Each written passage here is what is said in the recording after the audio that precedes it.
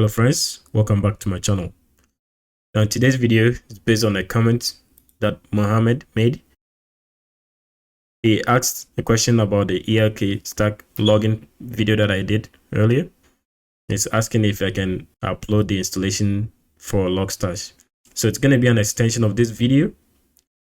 Okay, so in today's video, we are going to look at how to log applications onto a Kubernetes cluster.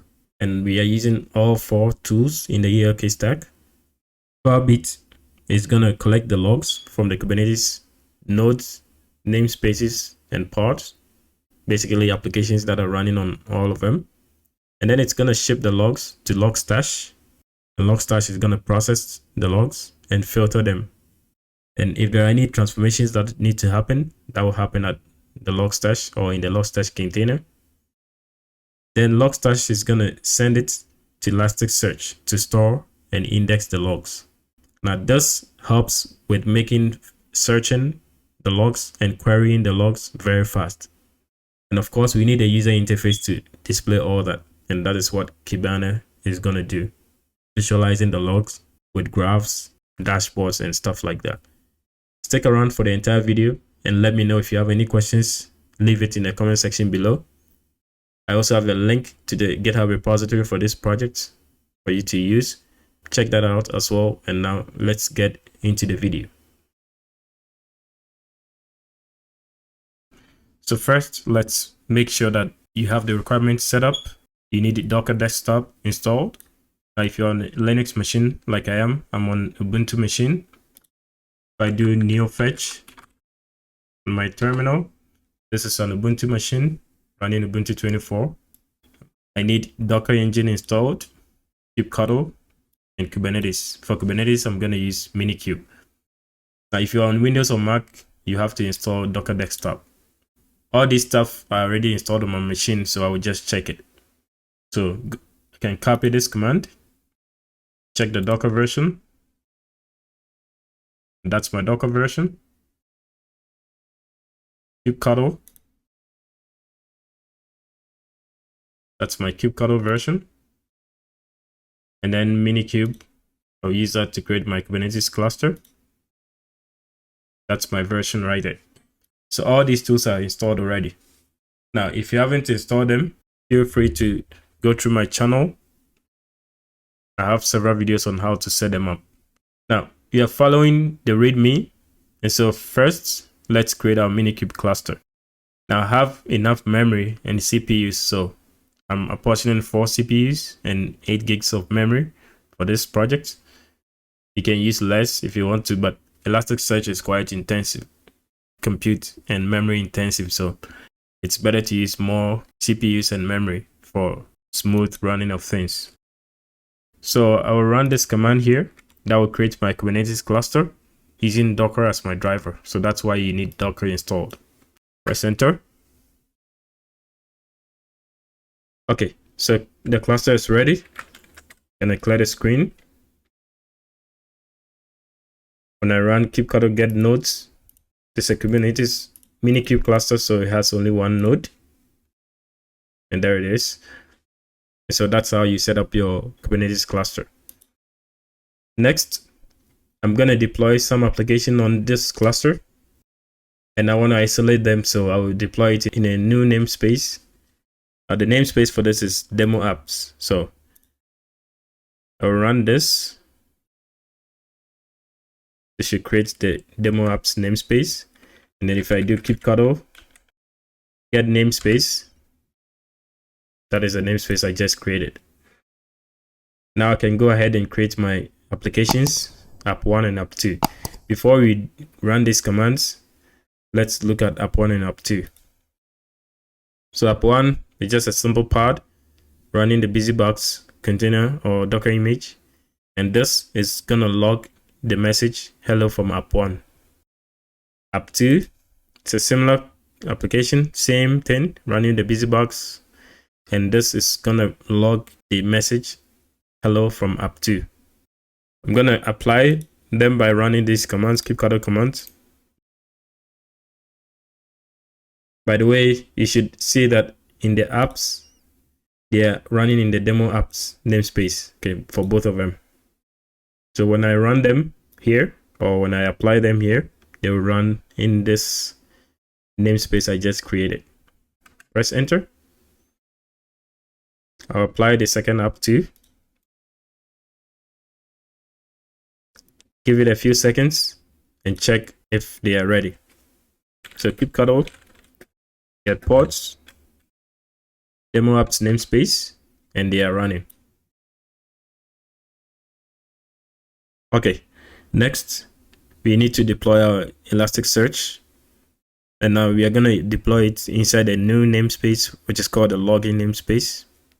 Copy this command to create the namespace that's created, and then to apply the Elasticsearch or to run it, we will use this command. But before we run it, let's look at the configuration here.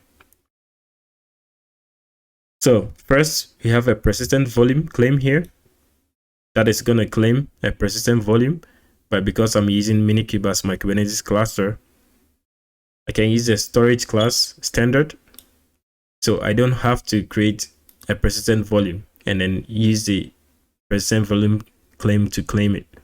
In Minikube, when you create a standard storage class inside a persistent volume claim, that automatically creates a persistent volume and then claims it. Next, you have a deployment. It's quite long, but follow it's pretty straightforward. This is also in the login namespace. We are using Elasticsearch version 7.17. Some environment variables here. This container listens on port 9200, Elasticsearch. Have some resources here. And then there is a volume mount. Now, whenever you mount a volume inside a container, you have to reference the volume outside of the container as well. So everything on this side here, everything up to this point are configurations for this container, which is the Elasticsearch container. Outside of that specification, you need to reference the volume. Okay, next, there's a service. We need to have a look at the Elasticsearch, or you need to make it accessible to the other parts of the ELK stack. And so this listens on port 9200. This is also in the login namespace. So it's a pretty straightforward setup ELK, quite similar to the video I uploaded earlier about the ELK stack. So let's apply that. Copy this, paste it. So this is going to create 3 resources: the PVC, the deployment, and the Elasticsearch service. Give it some time for it to be ready, and then we can check the pods, can check the PVC, and then we check the PV, or the persistent volume, that's supposed to be created automatically by Minikube for the PVC to claim it. Let's check the pods. It's still creating. Let's check it one more time, and you see that the pod is ready for Elasticsearch. Let's check the PVC as well. So the PVC is created, Elasticsearch PVC, and you can see that it's bound, right? And the storage class is standard, as I mentioned earlier. This is the 2 gig to claim it. So since it's bound, if you check the PV or the persistent volume, you should see it there. Okay, so this is exactly the persistent volume that's being claimed right here, and status here is also showing it's bound.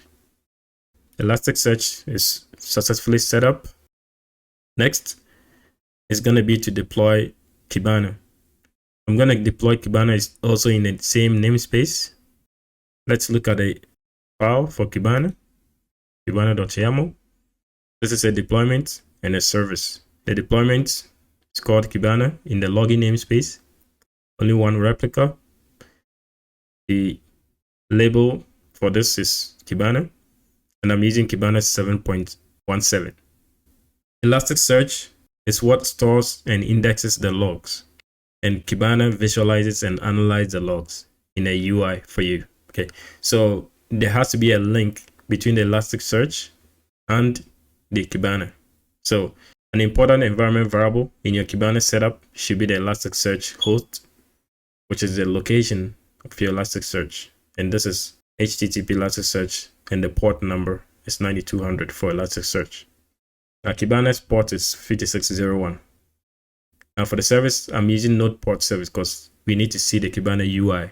So I use a node port service, and I'm specifying the node ports here. If you don't specify the node ports, Kubernetes will automatically generate a 30,000 something port number for the node port.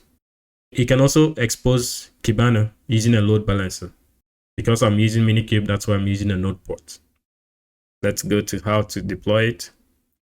It's Kibana. Copy this. Run it here. And that's the deployment and service. Give it a few seconds to create. Let's check to see if everything is set up for the Kibana. Paste this, check the port in the login namespace, and you see Kibana port is also running. By the way, you can check, since both of them are deployments, and also check the deployments, and you see that there. If you want to get the service, just keep cuddle, get service -n login, and you should see the services too. So that's for Kibana, but since the Kibana exposes our UI, we need to run this Minikube service command to expose it. It's advisable to run it in a new terminal or a dedicated terminal, but sometimes you have to leave it open for the link to still be there. It's like tunneling. Run this command, copy this link, go to your browser, and go. So that is our Kibana page. Good. So Kibana is working all right. Okay. So the next step is to deploy our Logstash. Now Logstash is going to listen for container logs from Filebeat, right? And then it will parse it and index it. Now these logs would then be sent to Elasticsearch. So let's look at the Logstash config file.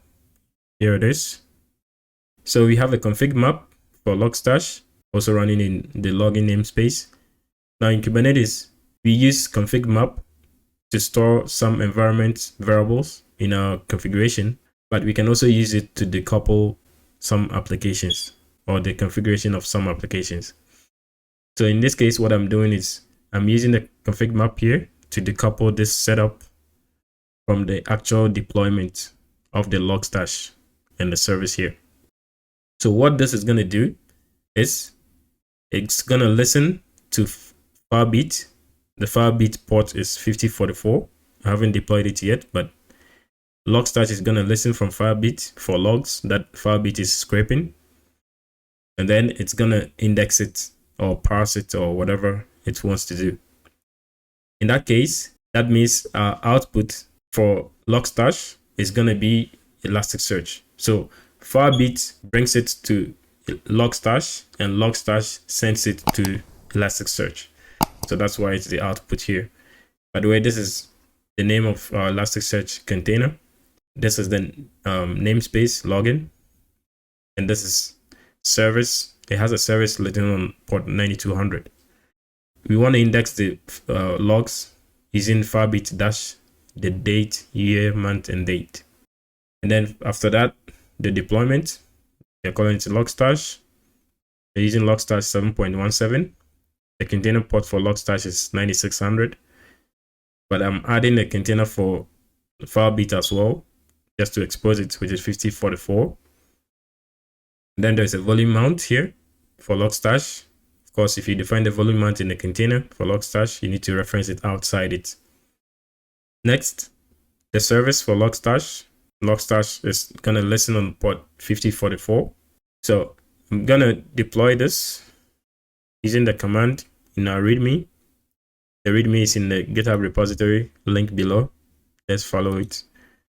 So I will paste this, deploy Logstash. This is going to take some time to get ready. Whilst it's getting ready, let's review the Filebeat. Now deploy Filebeat as a DaemonSet.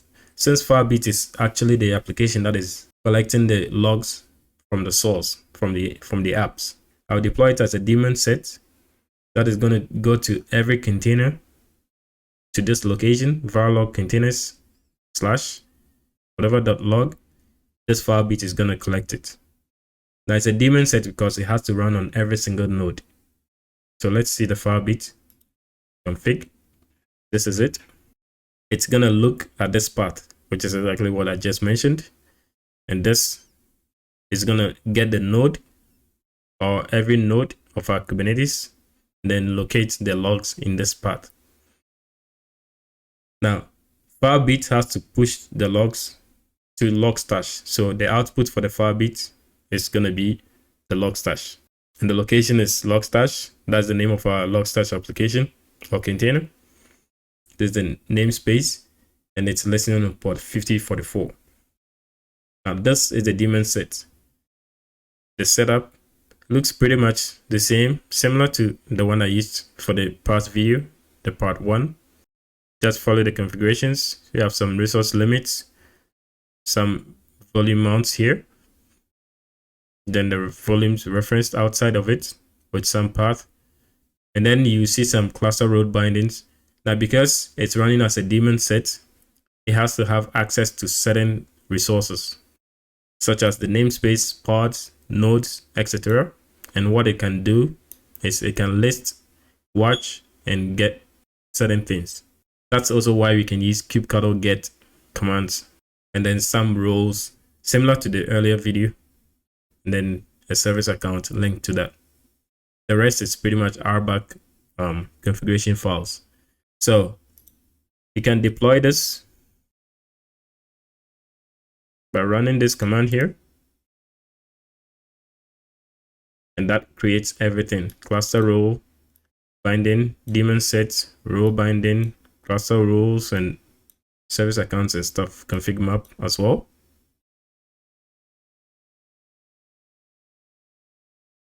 Now let's check if everything is running. Now this is going to get all resources inside the login namespace. So you can see all are running: Elasticsearch, Filebeat, Kibana, Logstash. These are the services. Don't forget, Kibana is running as a node port. The Filebeat daemon set. These are the deployments, and these are the replica sets. Good. So everything is running perfectly. Now let's look at the actual logs that the applications are producing. So for the app 1, I'm gonna clear the screen. This is gonna get the logs from app 1, and of course it's in the demo apps namespace. The tail will just get the last 10 lines of the logs for app 1. And these are the logs you should see. For app 2, instead of tail, I'm using the head instead, which is the first 10 lines. This is the logs from app 2. Now, let's verify to be sure that Elasticsearch is actually collecting the indices or the index by running this command here. Paste it, press enter. Once you see this, it means everything is working perfectly. See, you know, for search, good. You can also run the other command here. This will show you the indexes, or in this case, indices that Elasticsearch is actually doing. Press enter. And this is the indexing that it's doing. Next, let's verify that Filebeat is actually collecting the logs using this command. So, paste this command. By the way, we are using docker exec and login-it. This means we are actually logging into the Filebeat pod. I need to replace this name with the Filebeat pod. So I run the, okay, I need to rerun kubectl, and this is a Filebeat pod right here. So I'm gonna run this command again.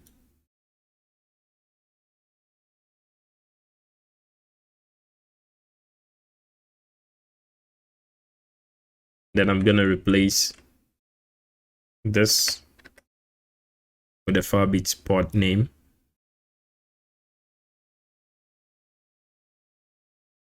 Like that.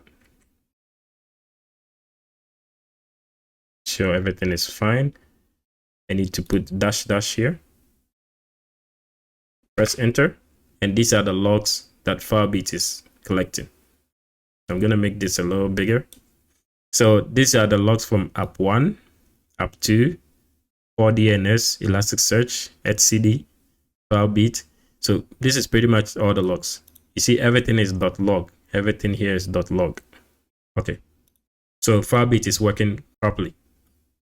Let's check the Logstash also to be sure it's also working by running this command. Another kubectl exec. Whenever you run a kubectl exec, it goes inside the container and then runs the command beyond the dash. Okay. So get rid of this Logstash pod. And the Logstash pod here, I can use this pod. Copy, paste it. And then we want to list stuff inside user share logstash/pipeline.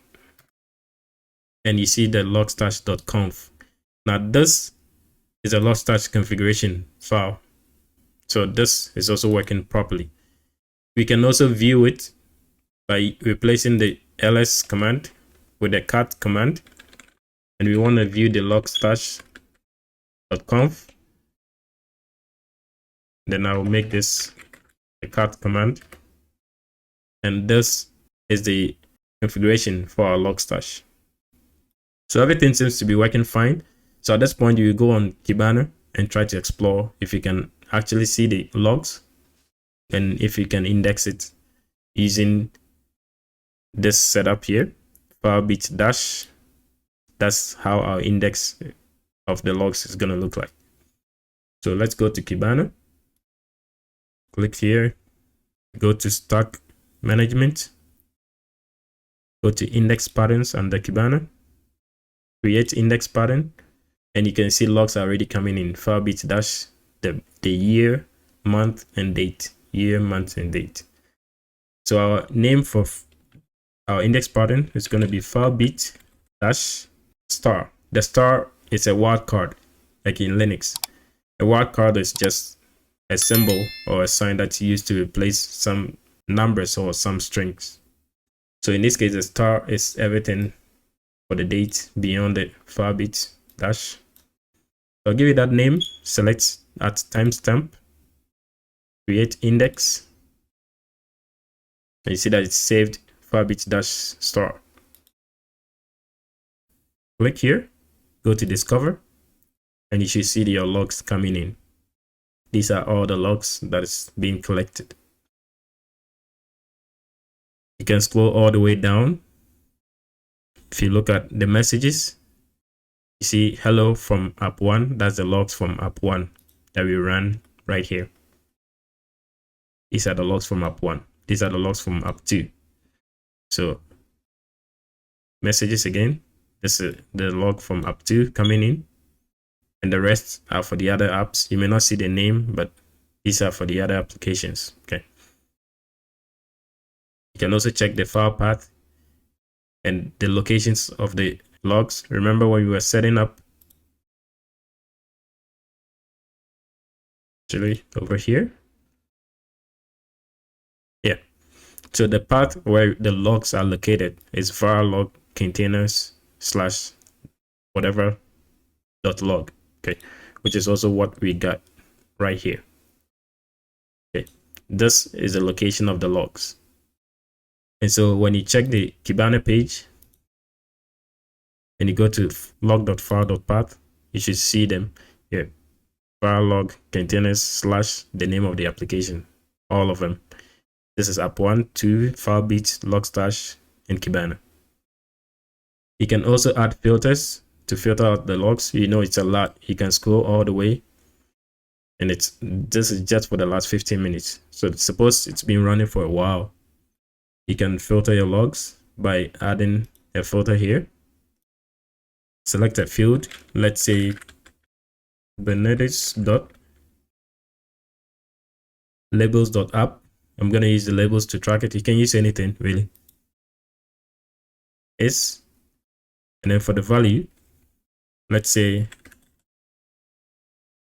app1,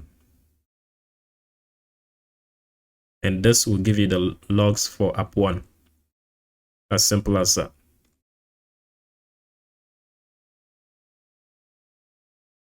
All right.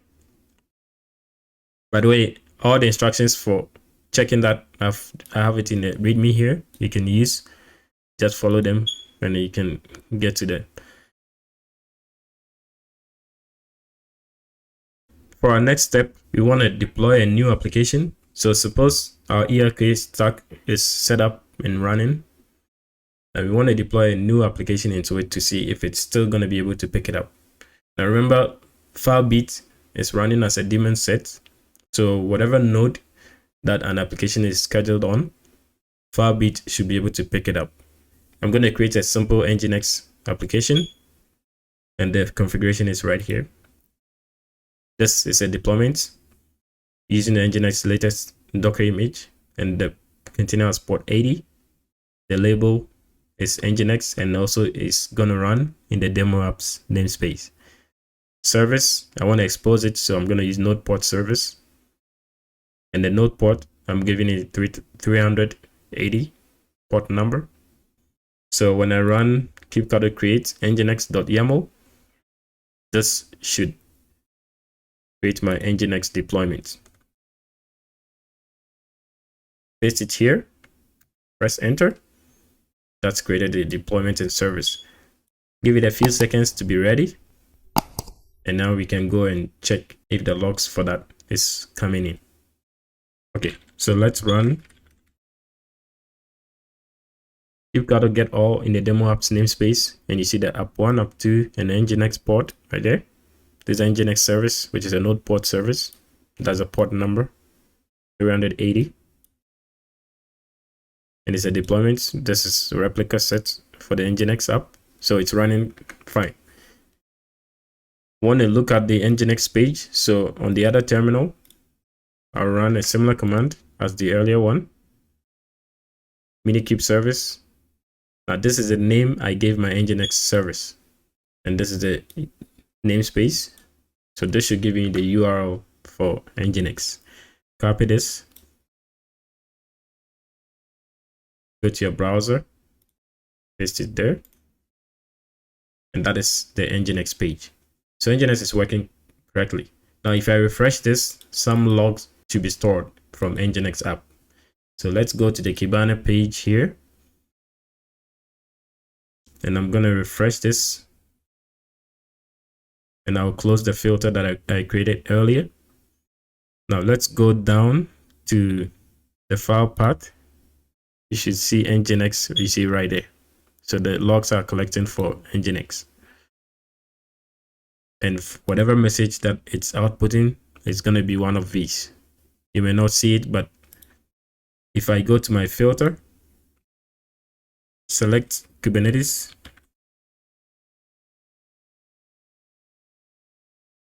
labels.app. By the way, in the nginx configuration file, the label here is nginx. That's the labels I'm using in Kibana. So labels.app is nginx. Save. These are the logs coming in from the new application nginx. So overall, we've set up our Filebeat to collect the logs from our applications on all the nodes of our Kubernetes cluster. And then Filebeat will then ship it to Logstash. Logstash is going to do some processing and filtering. It will transform it, and then it will send it to Elasticsearch. Now Elasticsearch stores the log and indexes it to make it fast for searching and query. And that is what we see inside the Kibana UI. Thank you for joining me on this video again. Please like, comment, and subscribe to my channel for more videos like this. Now before we leave, let's do a cleanup. So first, I'll delete the namespaces.